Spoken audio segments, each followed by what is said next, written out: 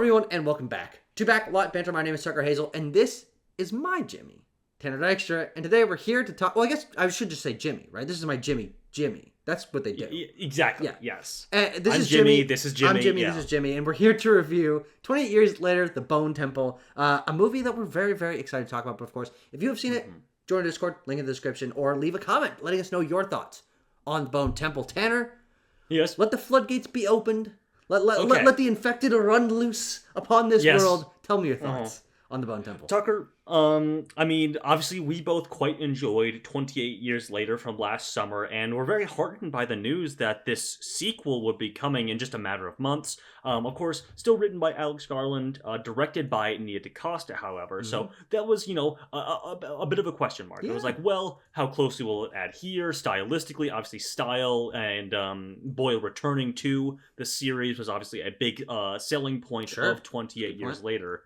And I can say with the utmost certainty that Nia DaCosta fucking knocked this thing out of the park. Yeah. It is great. It is so good, and such a great companion piece and sequel to 28 Years Later, while also, having really interesting material in it of its own, which I guess you could attribute to the Garland script, of course, but even directorially, I think DaCosta is doing things that are replicating and fitting in just very neatly with things that Boyle did in 28 Years Later, while also applying her own sort of sensibilities to this. We've seen a few of her films. Did we do a review for Candyman? I don't think so.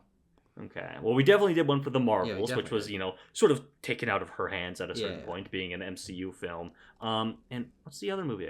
So, Tucker, what's the movie? She directed Hedda? Did you watch Hedda? Hedda. Oh yeah, I've seen Hedda. Yeah, Hedda from last year.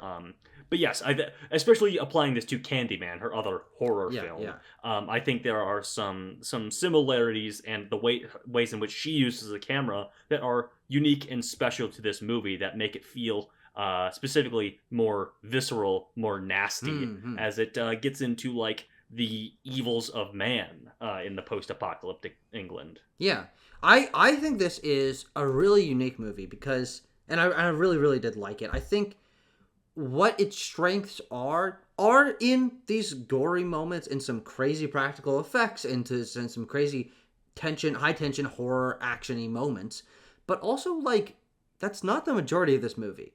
The majority of this movie is just kind of like a character study of these people who have lived in the apocalypse for a very long time. I think this is one of the slowest, most drawn out horror movies, and not in a bad way, but it's paced so differently from what you expect most horror movies, and even other movies in the 28 saga, I guess. Yes. The Bone Temple, a 28 saga film from the Book of 28, Tanner. Yes.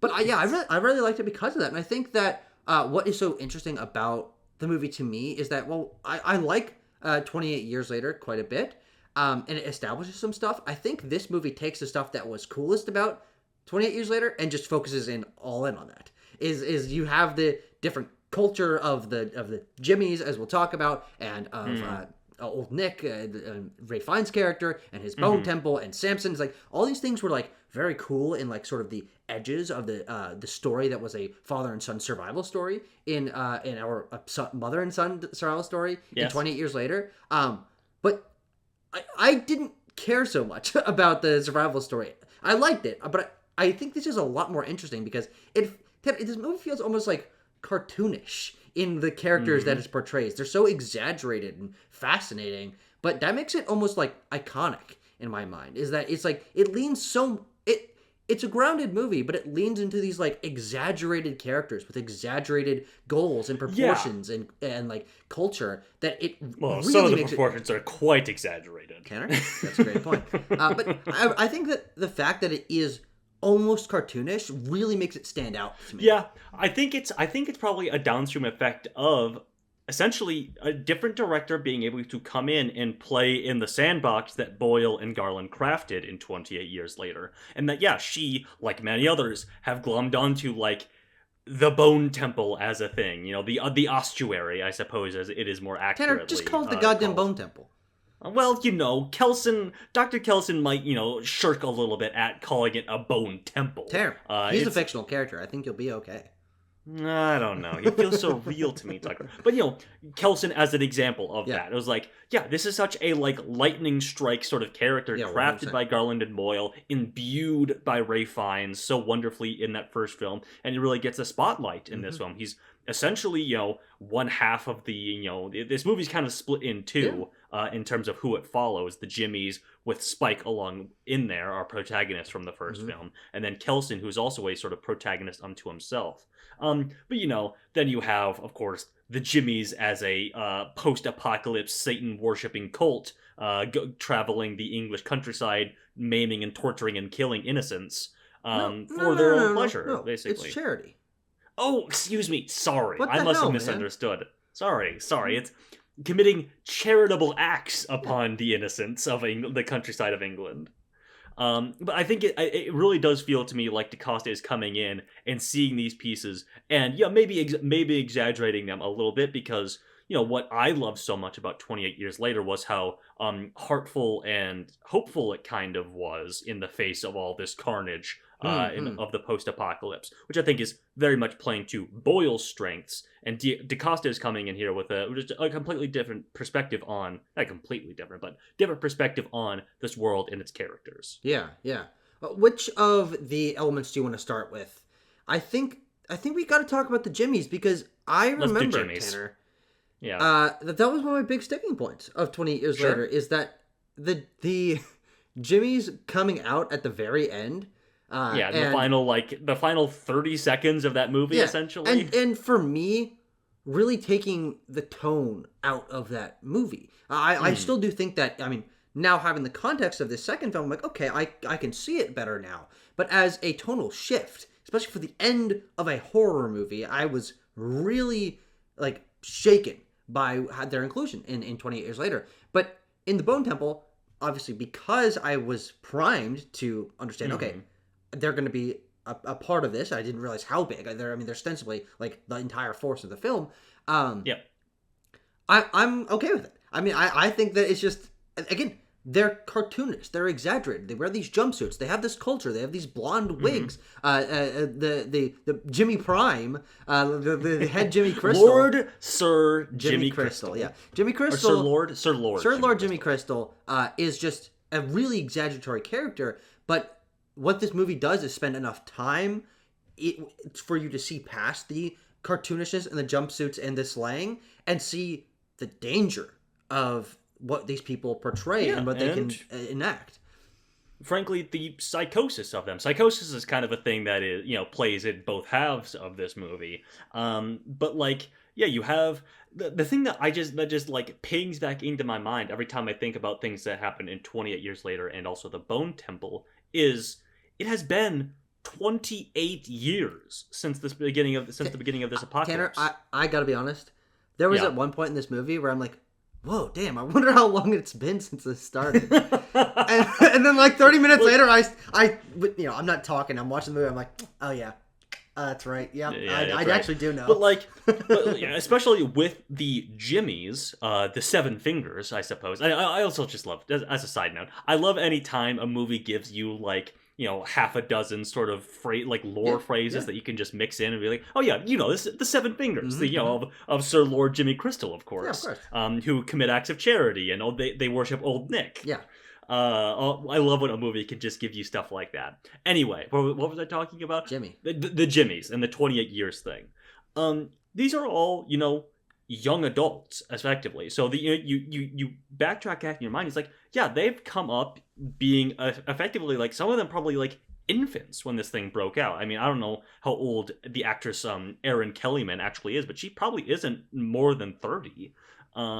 So it just lays a very believable groundwork for this kid who was 8 years old and had his mindset completely warped by seeing his father ripped apart by infected, or he says his father led them. I don't really remember that opening of 28 Years Later, but he's very much the hordes of hell are here and I'm giving myself over to them.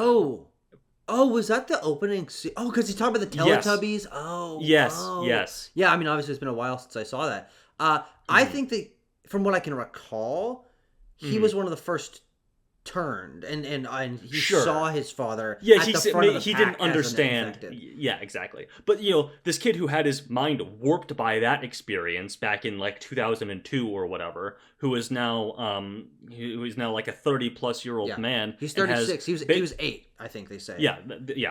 So he gathers up all these kids who are younger than him and forms himself a little posse, a gang that he can sort of craft in his own image, but also the image of a celebrity adult that he looked up to on the television. And their lore, their mythology is built off of British TV programs from the late 90s, early 2000s. And it is also infused with, like, he was raised in a religious household. He sees the hordes of hell marching around and taking dominion over the earth. He's like, well, obviously, from the groundwork of religion that I know, God must be powerless in all this, and Satan is the true Lord of Darkness who controls everything. So we better worship him, and also he is my father. Like, there, especially with Jimmy Crystal, Jack O'Connell. Yeah. Connell, thank you. Jack O'Connell.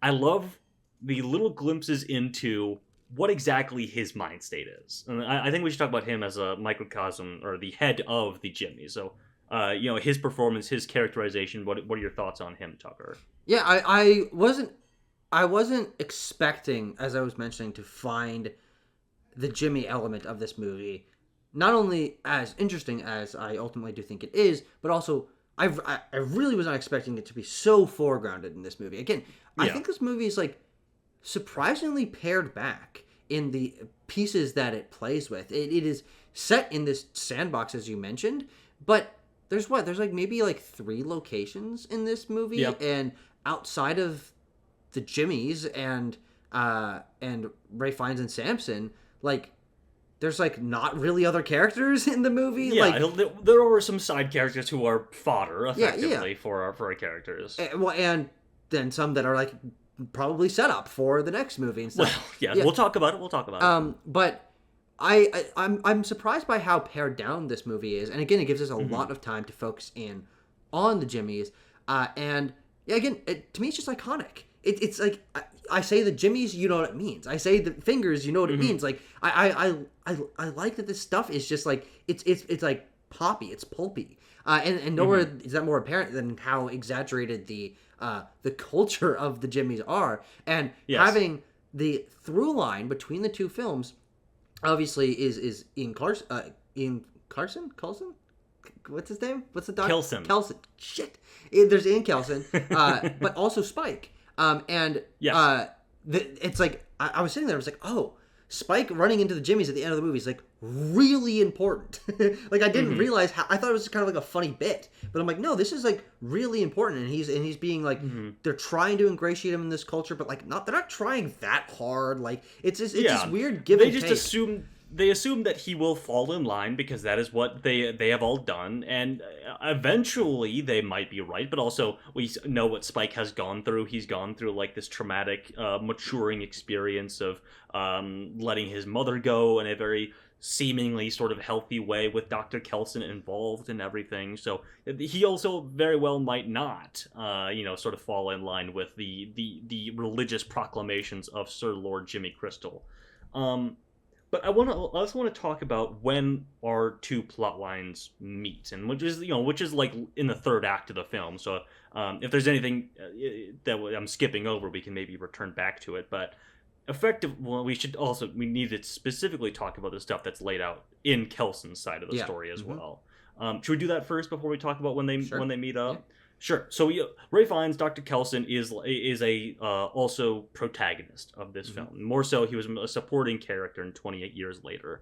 And then he was like the most interesting part of that movie to me. He's the thing that I think most people took away from it. He's also like the goal too. He's like, we have to find Dr. Kelson. Yeah, that is true. But I mean, just like in terms of characterization, iconography, all of those things. I remember anytime we were kind of away from the Bone Temple, from this orange man who's a doctor, like I was like, I don't know if I care so much in the previous one, but then just like this, you from square one, you're established who he is, what his dynamic is, what his goals are, and watching him sort of meticulously go through the steps of like taming and re-educating one of the infected, which again, another element kind of backgrounded in 28 years later, is this alpha infected named Samson, who again, another iconic element of that first movie that they play up in the second one, and we just get a ton of Kelson and Samson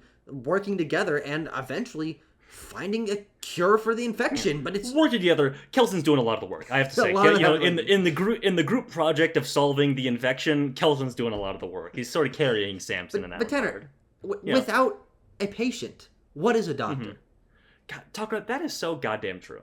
That is so true. But no, I mean, Ray Fiennes gets a lot of time to really like bloom and show off and be fun and funny in this film. Where in that first film, he is sort of this strange man creature who Spike encounters, and he's like, "Are you an enemy? Are you an ally? Like, what is your deal?" And so having that pre-established groundwork, now Ray Fiennes can really play in this character, sometimes literally. I mean, there's any number of needle drops and him like dancing amongst the bone temple in the flowers with a stoned out Samson, basically. Whether that be to, I love the needle drops in this. I'm a real needle drop kind of guy, and I love the Duran Duran, the Radiohead, and of course, Tucker, the Iron Maiden. Oh yeah. Yes.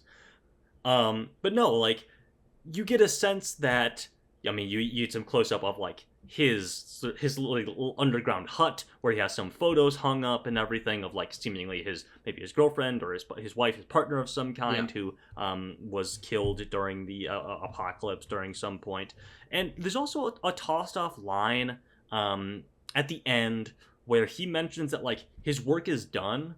Like, you kind of get that too, where like this is just something that he does to fill time. Like, it's an important mission that he has laid out, but you look around and the ossuary has been built. The memento mori has been complete, Tanner, to some regard. If it was a quarter of the size that it is, I'd be like, God damn. Yeah, but he's been at this for nearly 3 decades, and I also get the sense from Fiennes' performance that like he's going through the motions at this point, and Samson is like a literal injection for him of like, this is a grand, more ultimate purpose that I can actually shift the world back potentially to maybe resembling what it once was. I mean, I need to find out who this actor for Samson is too, because he obviously has more to do in this movie, which involves Lewis Perry. Thank you. Which involves him like coming to his senses, breaking the psychosis of infection. Yeah. I think for me, remembering back to 28 years later, the thing that movie gave me that was kind of above and beyond what I expected out of one of these movies, because I'm not a fan of 28 Days Later, and I only watched a little bit of 28 weeks later. They fucking skip months, man. They skip months. Go back and make that one, Daniel. But is that the infected are treated as like a part of the ecosystem in 28 years later. They're animalistic. They're like bathing in creeks. They have like a little bit of culture. There's the ones that like crawl around on the ground that are like wild animals. Yeah, like they eat like maggots out of the ground. And we see one of them give birth, which is a very key moment, and it incorporates them back into the environment, not as just this terrifying force, but as a part of the world that ebbs and flows and grows with the animals and the plants and the people. And in this movie, it is not just like, some mysterious force or whatever. It is psychosis. It is an infection that is clouding their mind, and they are still creatures beneath that. They're not monsters as maybe they were even portrayed in the earliest part of the series. They're part of the ecosystem, and with treatment and medicine, they can be cured, and not just like one simple injection, but this watching it happen over time. I think is really, really fascinating. And again, another element that I liked a lot about 28 years later that's doubled down on here is this process of trying to understand, because 28 days later and 28 weeks later, it's very like just run away from them, hide in a hotel, they are whatever. A horde that must be feared. Yeah, but this movie feels very naturalistic in its approach to a sci-fi concept of the infected, of ostensibly zombies, but they're also definitely not zombies, and I think that is a key distinction. Where most zombie things where they don't want to say zombies, and I'm like, well, it's fucking zombies. They are meaningfully different in this, and I think that's really interesting. They are living people. They are they are infected with a rage virus, as we of course know. And yeah, I love the very quick thing in this one where you get a glimpse into what they see when they see a human person, which is like effectively kind of what they are, which is just a screaming, like, bloody face kind of thing. Well, no, they see normal humans as infected, and that's why they go berserk. At least that's what I interpreted.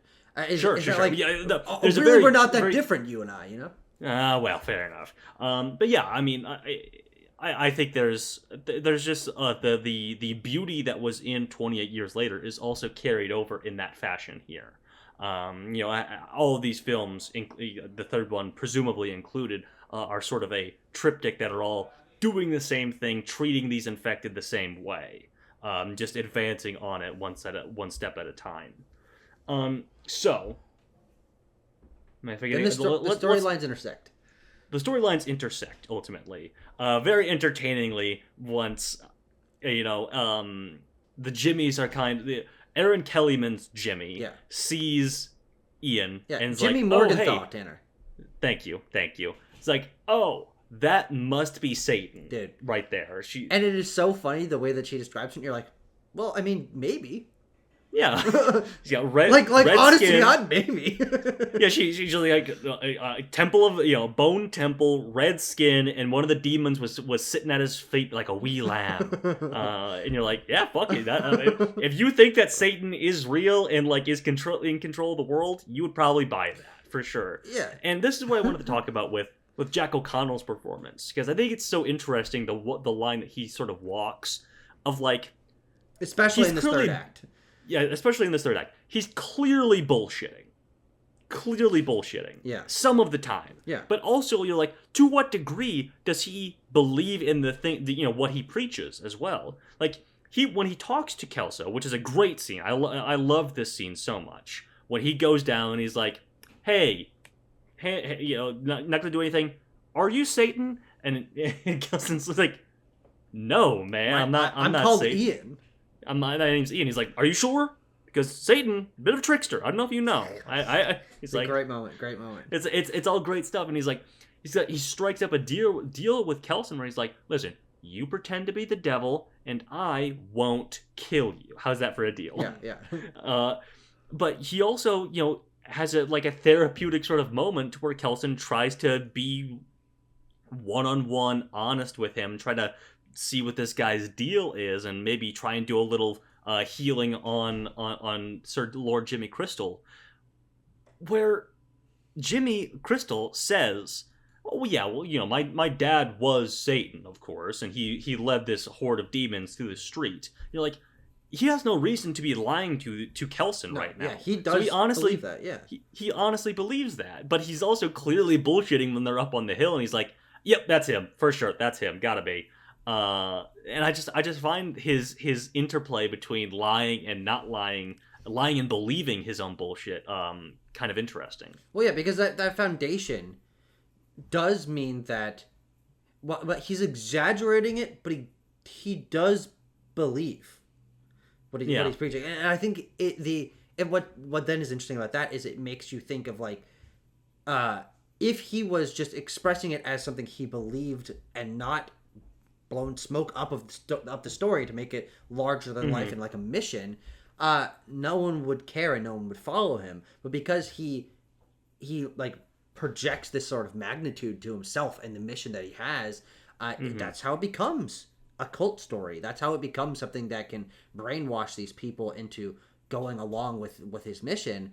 But you're right, it plays into his psychology in a really interesting way, where it's like, he's not just like a bullshit cult leader that's doing this to like have people to protect him, which maybe I kind of thought at the beginning. It's like, well, no, he does actually think that he's this is what's happening. Deeply emotionally and mentally scarred by something he experienced in his childhood that they all experienced at some point in their childhood, except for like the people who are born into this world, like Spike. And he has crafted a worldview around that. You know, there's so much things that if you talk about them just vague enough about Garland's script and like the points that he's making, you're like, well, the points about our modern era are kind of clear. I think that was true in 28 Years Later, and I think it's still true in the Bone Temple. But then you also have Nia DaCosta at the helm here, delivering a true electric rock and roll performance piece through the vector of Dr. Kelson, like pretending to be Satan and performing like some sort of unholy ritual in front of the Jimmies, to Iron Maiden's Number of the Beast, like, which is so on the nose, but also these people have like no context for this. So they've never they have heard no this context. before. Yeah, exactly. And frankly, they like maybe have never heard like music being piped through speakers. Like they probably have heard music, conceivable. But like that is what made that scene so interesting to me. Is I'm not an Iron Maiden guy. I'm not a rock music guy. Sure. The scene didn't hit me, I think, as gratifyingly as it did to many people. I love rock music and Iron Maiden, so we're coming at this from two sides. Yeah, but I think that I kind of put myself in the Jimmy shoes of this. Sure. Because like I usually go into any given horror movie situation and be like, I know this is bullshit. That's why, like, for me, horror movies don't really scare me. And I usually think, these characters are kind of dumb for like buying into whatever horror bullshit there is. Yeah. But in this, the sort of awe that they express, and the fact that they ultimately, in some way, like buy into it and kind of go along with what he's saying, is interesting because you're able to put yourself in the mind space of there's a couple of different parties in this. Yes. There's Kelson doing the performance, really trying to sell it as much as he can. I think a combo of, because he's afraid for his life because Jimmy was going to kill him, and also probably because it's just kind of fun for him. Like he is ultimately like the most bored guy in the entire apocalypse, probably. He is sort of laid out, he has figured out how to be safe from infection, effectively, as long as he doesn't get mauled to death. He's very proficient in dealing with the infected, and he has this workaday job that he's laid out for himself. Like, he is living in a fundamentally different apocalypse than every other character. So he gets a chance to cut loose, and so you can put yourself in his mind where he's scared, but he's also having fun with it, and then kind of buys into the story a little bit too far, and I think that's really fun.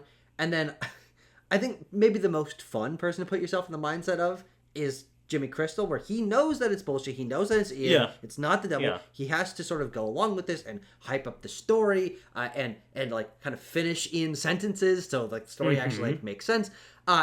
And then the moment when Ian takes it too far, he's like, "Nope, Father, only three things. I'm pretty sure it's only three things, Father." Oh God, those are good moments. But then also, you have Spike, who knows who Ian is, and you have Jimmy Morgenthau, as I call her, who is like a little more questioning of it, and then you have the other two Jimmys who are like, "Holy God Almighty, what is happening?" But even on Spike's side and on Aaron Kellyman's side, it's like, you can understand why they would be like in awe of this and like deeply moved by it, because like fire and music and special effects are around them, and they're just like, and they had like Coke or something blown in their face. That is too, also by true. Gilson. Yeah, he made some sort of drug cocktail, which by the way doesn't seem to have affected them that much. Well, I don't know. I don't really know, but I guess it's just a little bit like suspending the audience's disbelief. Was like, what it's trying to, it's a very clever sort of trick from DaCosta ultimately, I feel, in doing that, because from there you get to be like, okay, I am now for the next 90 seconds in the headspace of these people who have just gotten like ketamine drugged or coke drugged or whatever, Spike got spiked, and which explains why like we're like shoving the camera into Ray Fiennes' face and like spinning around, and we don't know which way is up or which way is down.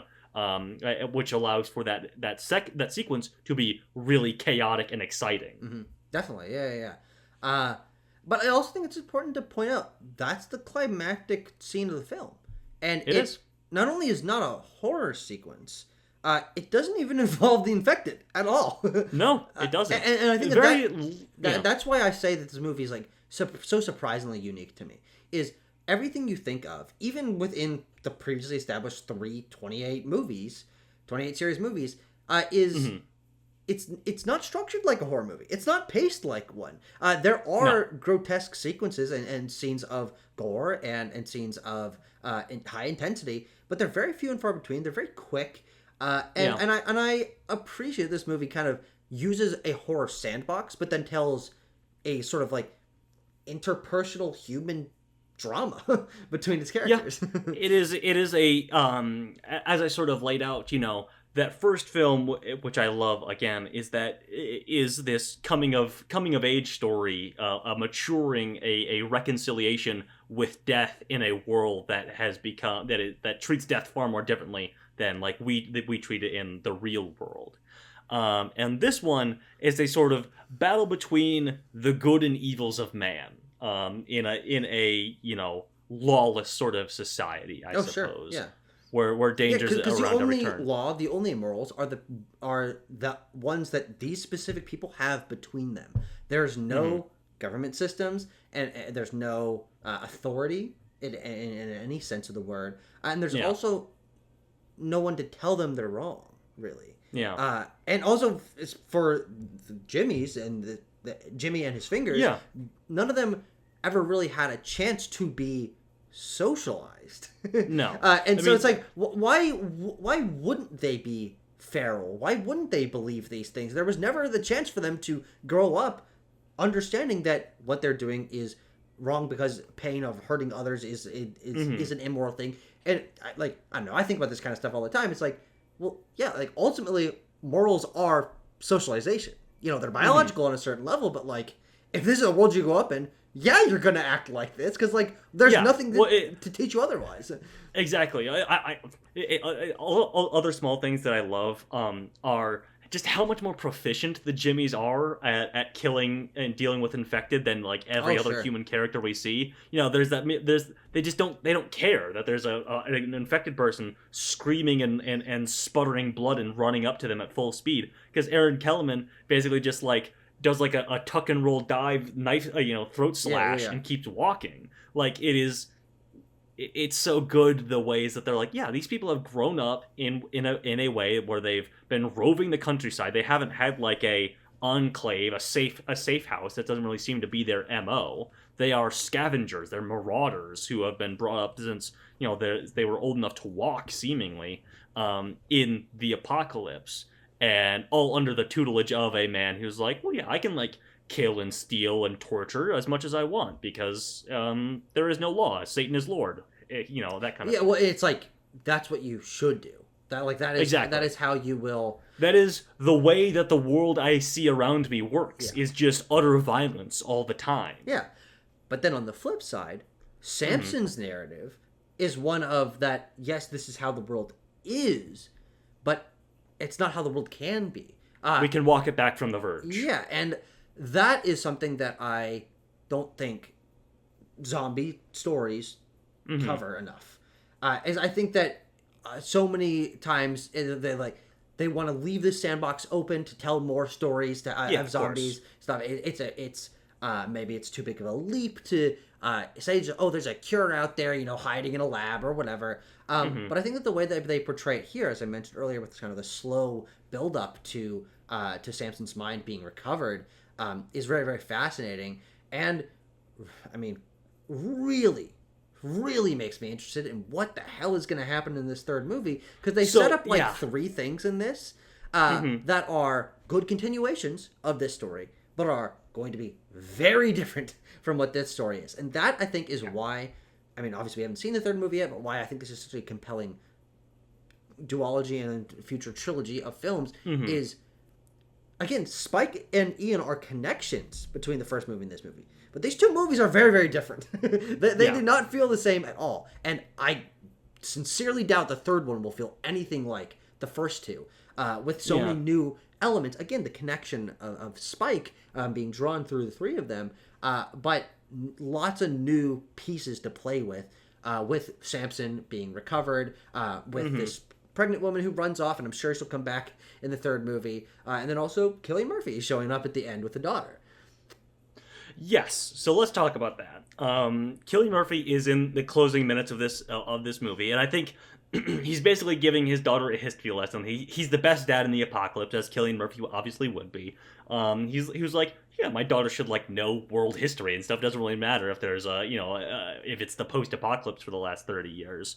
And he's teaching her post-World War II history, which was also this very chaotic time that is just coming out of a time of just the utmost violence and nonstop chaos and everything, where people got to collect their thoughts and reshape the world. Very much the situation it seems that we're going to be. We are in at this point in the 28 years world, and he's teaching about like post-war doctrine and like listen.